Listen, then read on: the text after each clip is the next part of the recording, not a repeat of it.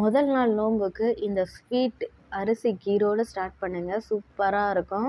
செம்ம டேஸ்ட்டாக எப்படி செய்யலாம்னு சொல்லிட்டு பாஸ்மதி அரிசியில் செய்யலாம். வீடியோ ஃபுல்லாக பாருங்கள், ஸ்கிப் பண்ணாமல். சூப்பராக இருக்கும். வாங்க வீடியோக்குள்ளே போகலாம்.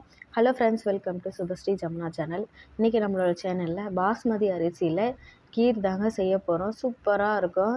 இது நம்ம ஃபங்க்ஷன்லலாம் சாப்பிடுவோம் இல்லையா, அதே டேஸ்ட்டில் நல்லா க்ரீமியாக சூப்பராக இருக்கும்.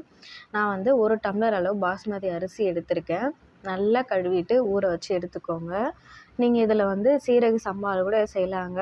நம்ம வீட்டில் இருக்கிற பச்சை அரிசியில் கூட செய்யலாம். செம்மையாக இருக்கும் டேஸ்ட்டாக. இதுக்கு நான் ஒரு அரை மணி நேரம் ஊற வச்சுட்டு 2 டம்ளர் தண்ணி எடுத்திருக்கேன். 1 டம்ளர் பால் சேர்த்துருக்கேங்க. ஃபஸ்ட்டு நல்லா வேக வச்சு எடுத்துகிட்டு அதுக்கப்புறம் மற்ற பொருளெல்லாம் சேர்த்துக்கலாம். பாஸ்மதி அரிசி வேகும் போதே நல்லா உடஞ்சிரும். அப்படி இல்லைனா மிக்சியில் சேர்த்துட்டு கொரப்பாக அரைச்சி கூட சேர்த்துக்கோங்க. சீக்கிரமாக அது வெந்துடும். நான் அப்படி நல்லா ஊறினதுனால கையில் அப்படி லைட்டாக அப்படி அழுத்தினோடனே பாருங்கள், நல்லா உடஞ்சிருச்சு. அப்படி சேர்க்கும் போது சீக்கிரமாக நல்லா வெந்து வந்துடும். ஸோ இப்போ கீ சேர்த்துக்கு நல்லாயிருக்கும்.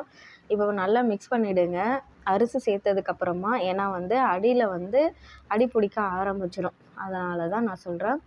நீங்கள் அடி கனமான பாத்திரமாக இருந்தாலுமே நம்ம அப்பப்போ நல்லா மிக்ஸ் பண்ணிகிட்டே இருக்கணும். ஏன்னா நம்ம பாலோடு சேர்த்து செஞ்சுருக்கோம் இல்லையா. இப்போ நல்லா வெந்திருக்கான்னு பார்க்கலாம். வெந்ததுக்கப்புறமா நம்ம லைட்டாக இன்னும் கொஞ்சம் நல்லா மசித்து அப்படியே நல்லா மிக்ஸ் பண்ணோம்னா 1, 2 முழுசாக இருக்கிறது கூட நல்லா உடஞ்சிரும். நமக்கு முழுசாக இருக்கிறத விட இந்த மாதிரி உடஞ்சி ஒரு இவ்வளோ ஸ்பூன் எடுத்து நம்ம சாப்பிடுவோம் இல்லையா, அப்போ டேஸ்ட்டு சூப்பராக இருக்கும். ஆல்ரெடி காய வச்சு பால் தாங்க, தேவையான அளவு சேர்த்துக்கோங்க. இப்போ பாதாம் பவுடர் நம்ம அரைச்சி வச்சுருப்போம் இல்லையா, அந்த பவுடர் மிக்ஸுக்கு சேர்த்துக்கோங்க. அவ்வளோதாங்க. அந்த மிக்ஸு சேர்த்துட்டு நல்லா மிக்ஸ் பண்ணுங்கள். சீக்கிரமாக நம்ம அரிசி கீ ரெடி ஆகிடும். இதில் சாரா பருப்பு கூட சேர்த்துக்கலாம். ஆனால் நான் இப்போ சேர்க்கல. சேர்த்தா அதுவுமே சூப்பராக இருக்குங்க. நெய்யில் நல்லா வறுத்துட்டு நம்ம சேர்த்து செய்யும் போது செம்ம டேஸ்ட்டாக இருக்கும். ஃபங்க்ஷன்லலாம் அந்த பருப்பு போட்டு தான் செய்வாங்க. இப்போ நல்லா 2 டம்ளர் அளவுக்கு நான் சுகர் சேர்த்துருக்கேங்க. நல்லா ஒயிட் சுகர் தான் எடுத்திருக்கேன். நம்ம நாட்டு சர்க்கரை சேர்த்தோம்னா நமக்கு கலர் மாறி இருக்கும். அதனால தான் கலர் அப்படியே அந்த எல்லோவாக இருக்கிற மாதிரி இருக்கிறதுக்காக நான் அப்படியே சேர்த்துக்கிட்டேன் சுகர் சேர்த்துட்டு நல்லா மிக்ஸ் பண்ணுங்கள். நல்லா அந்த தண்ணி விடும். நம்ம சர்க்கரை சேர்த்ததுக்கப்புறம் தண்ணி விட்டுடும் இல்லையா. என்கிட்ட கண்டன்ஸ் மில்க் இருக்குது. ஸோ அதை நான் சேர்த்துக்கிறேன். அப்படி நம்ம மில்க் இல்லைன்னா நல்லான திக்கான மில்க் பாலே நம்ம வீட்டில் காய வச்சு நம்ம சேர்த்துக்கிட்டோம்னா நல்லா க்ரீமியாக இருக்குங்க. இன்னும் கொஞ்சம் பாதாம் பவுட்ரு நம்ம அரைச்சி சேர்த்துக்கிட்டோம்னாலும் நல்லா திக்காக கிடைக்கும். இப்போ நம்ம அதனால தான் சர்க்கரையோட அளவு நான் கம்மியாக சேர்த்துருக்கேன். ஏன்னா கண்டன்ஸ் மில்க்லேயே நிறைய சுகர் இருக்கும் இல்லையா. நல்லா சேர்த்து மிக்ஸ் பண்ணியாச்சு. கொஞ்சமாக நீங்கள் லைட்டாக சால்ட்டு போடணுங்க. அப்போ தான் அந்த ஸ்வீட்னஸ் நமக்கு எடுத்து கொடுக்கும். நல்லா டேஸ்ட்டாக இருக்கும். இப்போ 1 டேபிள் ஸ்பூன் நெய் சேர்த்துக்கிட்டு நான் முந்திரியும் பாதாமும் குட்டி குட்டியாக கட் பண்ணிவிட்டு நல்லா நெய்யிலே நல்லா ரோஸ்ட் பண்ணி எடுத்துக்கோங்க.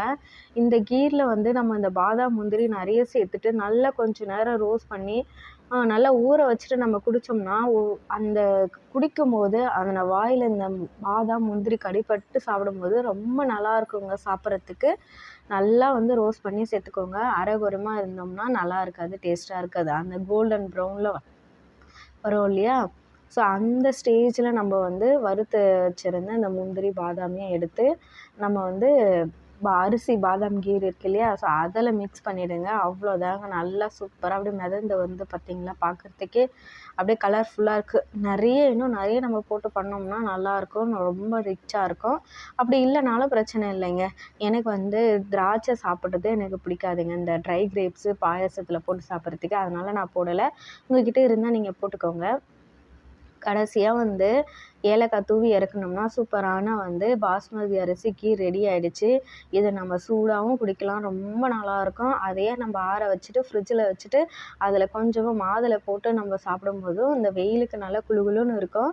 இந்த ரம்ஜான் காலத்தில் இந்த நோன்பு நாட்களில் நம்ம இந்த மாதிரி ஒரு டைம் செஞ்சு ட்ரை பண்ணி பாருங்கள். வெயிலுக்கு ரொம்ப நல்லாயிருக்கும். ரொம்ப வயிறு ஃபில்லாக இருக்கும், பசி இல்லாமல். கண்டிப்பாக ட்ரை பண்ணி பாருங்கள். நான் எங்கள் வீட்டில் பர்த்டேக்காக நான் இதை செஞ்சுருந்தேன். நம்மலாம் முன்னாடியெல்லாம் பர்த்டேக்கு என்ன பண்ணுவோம், ஒன்று பாயாசம் இல்லைனா கேசரி இப்படி தானே செய்வோம். நானும் அதே மாதிரி தான் பாயாசம் தாங்க செஞ்சுருந்தேன். சூப்பராக இருந்தது.